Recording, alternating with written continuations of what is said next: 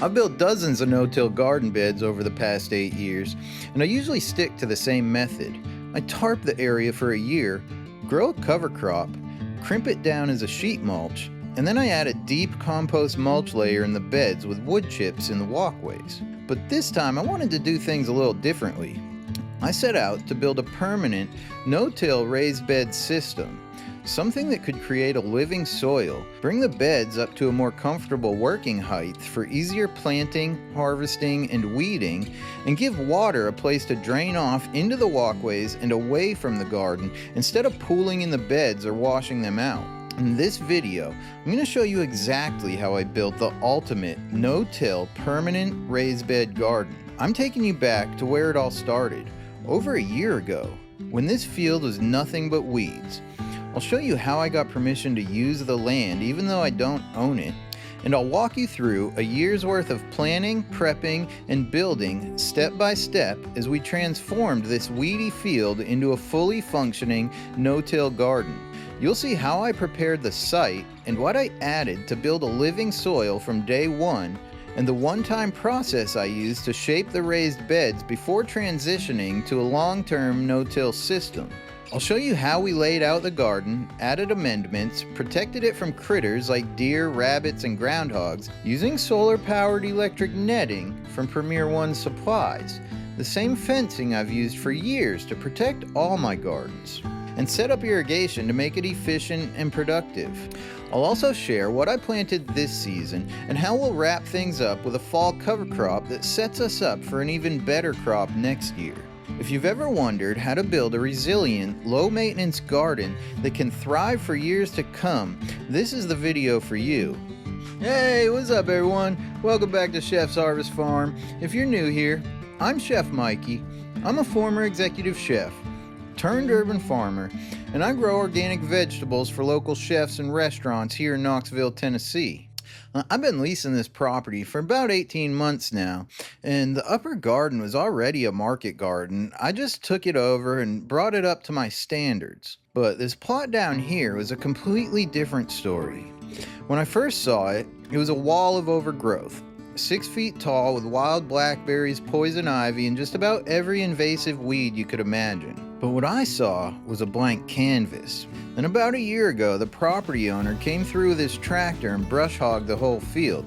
It looked like it hadn't been touched in years. So I asked him, "You mind if I turn that into another garden plot?" His answer was just one word: "Sure." He's a man of few words, but that one word gave me the green light. So a few weeks later, I brought over my tractor and I mowed the area as low as I could. Then I laid down a few silage tarps, an old piece of greenhouse plastic I found, and I weighed it all down with cinder blocks that I scavenged from around the property. This was July in Tennessee, where the temps sit in the 90s for weeks on end. And that heat killed off all the weeds and, yeah, probably wiped out most of the soil biology too. But that is all part of the plan, because I knew I could bring more life back into the soil than it ever had to begin with. I left those tarps down for almost a full year, through the heat of summer, into the fall, and when I had some extra compost on hand, I peeled them back and spread a couple inches across the entire plot. Then I pulled the tarps back over them, and I let them sit there through the winter and into the spring. This wasn't just about killing the weeds, it was about rebuilding the soil from the ground up. That compost added organic matter and attracts earthworms during the cooler months and slowly started restoring life underground. Because this isn't just about growing vegetables for one season, this is about building a system that gets better over time. So in April of this year, we finally pulled the tarps back. We started by removing all the cinder blocks, using the tractor and the loader to handle the heavy lifting. And once those tarps came off, everything underneath was completely dead, nothing but bare soil and compost. I added another layer of fresh compost to boost organic matter, and honestly, if I had the money at the time, I would have dumped 20 yards of compost across the entire plot. But sometimes you just gotta work with what you've got. So I leaned on a few of my favorite go-to organic dry amendments instead. I use a Neversink blend, which is high in nitrogen and potassium with a touch of phosphorus, and I added some azomite, a volcanic rock dust mined from Utah that helps remineralize the soil. Since the biology was mostly wiped out from the solarization process, these nutrients would just help jumpstart the fertility and rebuild the living soil from the ground up. Now, from here, we begin the real construction process because that's exactly what this is. We're not just growing food, we're building permanent infrastructure that, once established, will require very little maintenance and keep producing for years to come. In the past, when I built no till gardens, I'd usually plant a cover crop at this stage. I'd grow it out, then crimp it down to create a sheet mulch, leaving the roots in the ground to break up compaction, add organic matter, and form a symbiotic relationship with mycorrhizal fungi and soil microbes. It's an incredible system, but it has one limitation: it doesn't raise the beds. And in this particular plot, we're on a pretty decent slope. It's probably about a 10% incline. So when we get heavy rains in Tennessee, all that compost and topsoil can wash right off the beds, or worse, it can pool in the low spots, creating muddy trenches and erosion channels. Plus, low beds means more bending over to plant, weed, and harvest. Think about pulling carrots by hand. So this time, I wanted to build beds that were over a foot tall, designed for better drainage, better ergonomics, and long-term performance. I learned this method from one of my mentors, Daniel Mays of Frith Farm, in his book, The No-Till Organic Vegetable Farm. He outlines the system that starts the one-time tillage event to incorporate compost and amendments, shape permanent raised beds, and then transition to no-till from there. This method isn't about cutting corners, it's about laying a strong foundation so that the soil can take care of itself long term. And I know, for some people, even saying the word tillage feels like you're committing a deadly sin. But here's the thing: if the soil isn't alive to begin with, then you're not really preserving anything. Now, I've built healthy soil using strictly no-till methods, but it's taken 3 to 4 years of adding compost every season and broad forking every bed flip just to create that loose, thriving ecosystem. With this method, we're injecting soil biology and amendments from the start, jump-starting the process so we can build loose, living soil in one season, not year 4. And I'll be honest, it was a lot more work than I expected. It took several days, some serious equipment, and a bit of trial and error to get it right, but the results will speak for themselves. In this next section, I'll show you exactly how we built the beds, what we used, and how we did it. So now I had a weed-free start, tarped for a year, with a fresh layer of compost and some organic dry amendments mixed in to add fertility and minerals. For the next step, I borrowed my friend Paul's BCS two-wheeled tractor with a Berta plow attachment. Paul owns Mountain Roots Farm, and this is one of my first times ever using a BCS. I'd seen it used on YouTube videos and on Instagram, and I'd even thought about buying one in the past, so I figured this would be a good way to try it out. The Berta plow is a unique attachment for the BCS. It works almost like a giant corkscrew. As it spins, it digs a trench and throws the soil off to the right, forming a mound bit by bit with each pass. So instead of flipping soil like a traditional tiller, it sculpts the earth into raised beds as you go. I assumed it would be pretty straightforward. The plan was simple: use the BCS with the Berta plow to do a single tillage pass across the entire plot to break up compaction. Then measure out the beds, make a few passes through the walkways, and build the raised beds that way. But in reality, it was a lot harder than I expected.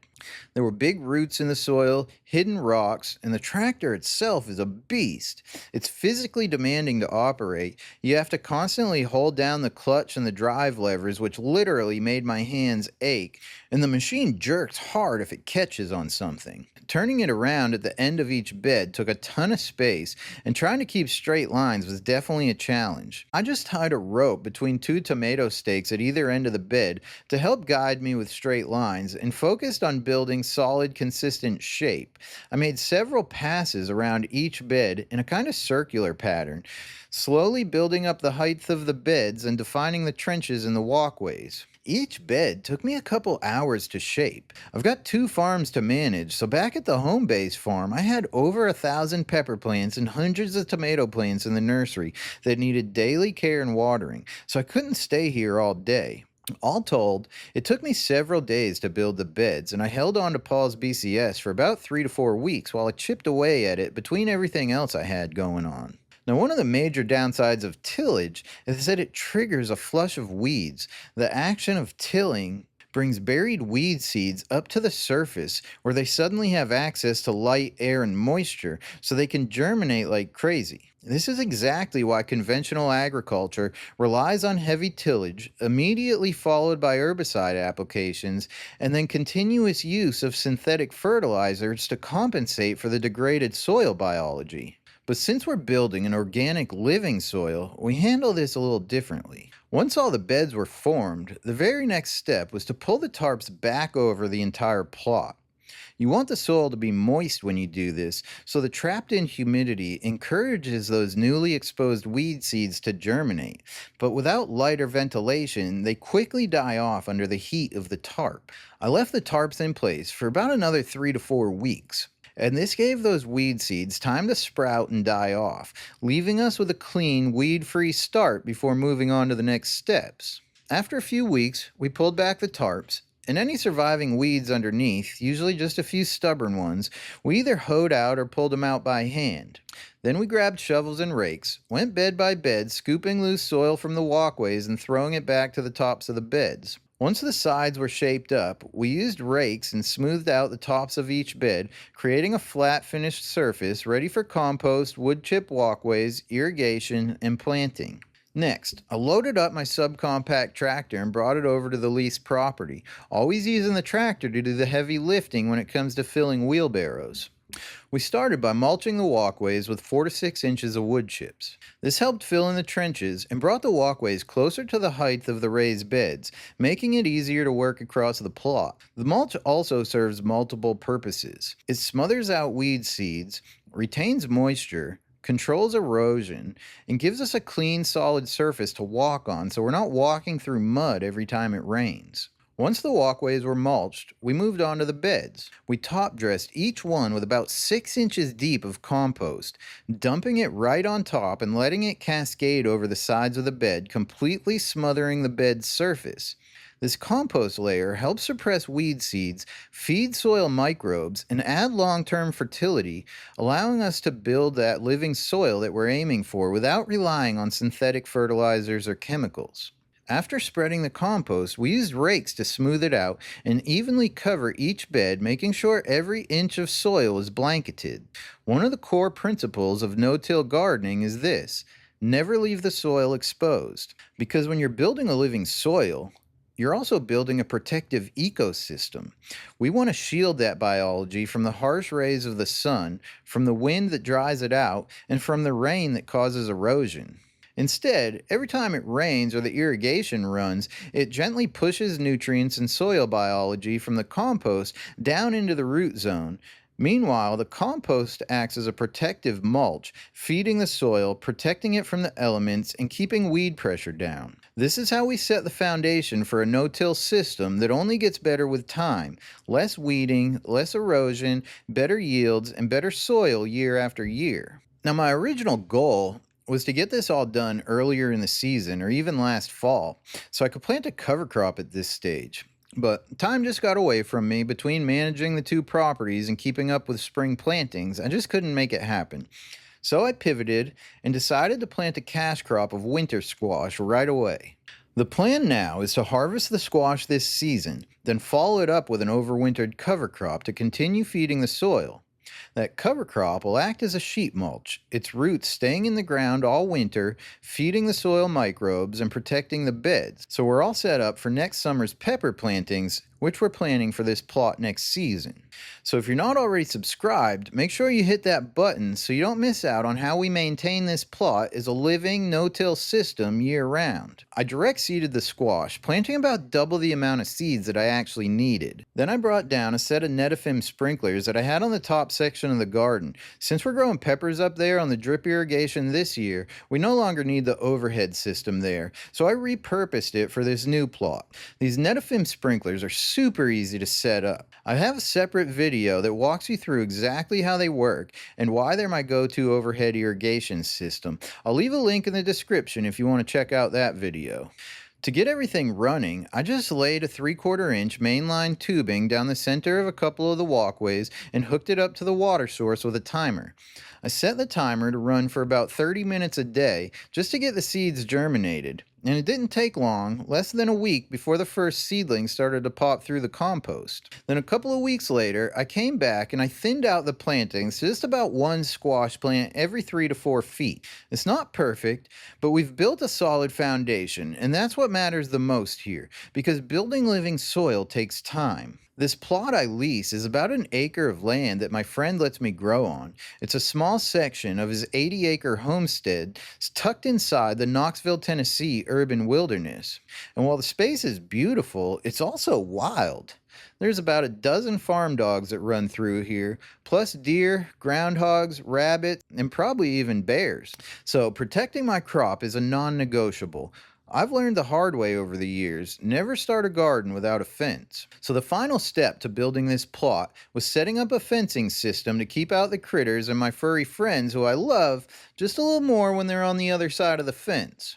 Now, the type of fencing I always use in my gardens is electric netting from Premier One Supplies. I've used this system for years at my home base, and it's hands down the best solution I've found for small-scale, high-value gardens like mine. To get this plot ready, we started by outlining the garden with black landscape fabric. This keeps the grass and the weeds from creeping in, and more importantly, it prevents vegetation from grounding out the fence, which can render it completely ineffective. We pinned down the landscape fabric with landscape staples, then laid the fencing flat on the ground before installing it, and that's key. If you try to unroll it and set it up at the same time, it's gonna get tangled, you'll have sags, and it won't stay tight. For the corners, we drove tomato stakes into the ground and tied the fence off with rope to keep the tension. The fence posts from Premier One have built-in spikes, so all you gotta do is just step them into the ground right through the landscape fabric. It's super fast and easy. Now, critters like groundhogs and rabbits will sometimes try to sneak underneath the bottom edge,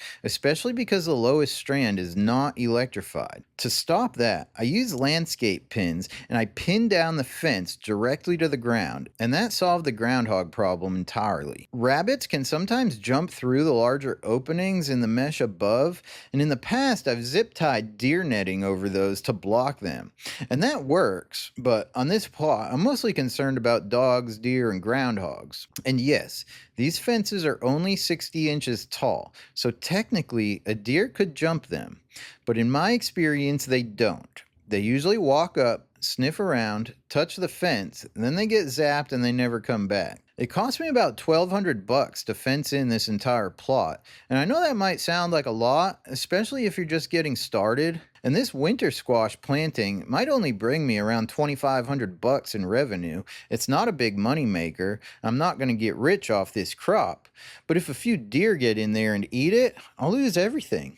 Without this fence, I won't even break even. So that $1,200 is really an insurance policy, one that's reusable, effective, and saves me every season. I've tried other fences, and I even had a flood that fried one of my Premier One chargers, and in a pinch, I bought a cheap knockoff off Amazon, and it only lasted maybe 60 days before it completely died. Premier One's solar chargers, on the other hand, are built like tanks. I've had them last for years through Tennessee's winters, brutal heat, heavy rains, and snow. I don't have electricity on either of my properties, so solar is the only real option. And this setup from Premier One always gives me the peace of mind that my investments are protected. As far as labor goes, 2 of us installed this whole fence in a couple of hours. And because I lease this land, it's all portable. I can take the entire system down and move it whenever I need to. The same thing at my home garden plot. I'm farming in my backyard, but I know we won't live there forever. So the long-term goal is to buy 10 to 20 acres nearby and consolidate both garden plots into one larger farm. And when that day comes, this fencing system will just move with me. If I'd installed permanent fencing, digging posts, unrolling metal wire, renting equipment, I'd be stuck. Not to mention that kind of system takes days or even weeks to build. If you ever need to move it, you can't. With Premier One, I spent $1,200 and put in 4 labor hours between 2 people. And now this plot is protected for the next several years, and when I'm ready to move, the fence moves too. If you're growing on leased land, or in your backyard, or on a small market garden like this is the fencing I'd recommend.